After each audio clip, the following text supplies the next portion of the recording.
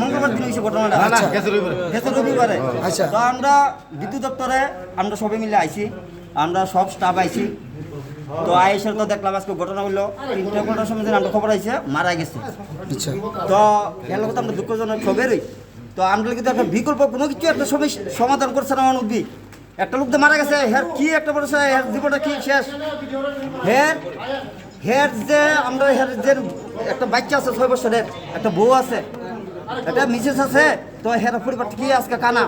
আজকে বিদ্যুৎ দপ্তরে কি পরিকল্পনা নিয়েছে এটা আমরা কইতে পারলাম না। ওর বিদ্যুৎ দপ্তরে মিলে আইছি আমরা একটু নিয়ে সুস্থ বিচার করার লাগি। আচ্ছা, গেছে পৃথিবীর বুক থেকে, সে তো আর ফিরে আসবে না, সে আসার কোনো প্রশ্ন ওঠে না।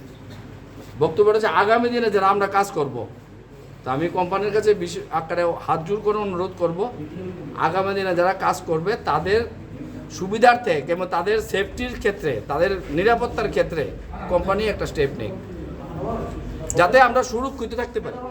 এবং আমাদের যদি অ্যাক্সিডেন্ট হয়, কোম্পানি আমাদের আগে, আমাদের ফ্যামিলির আগে কোম্পানি যাতে স্টেপ নেয়, এটাই আমাদের দায়িত্ব।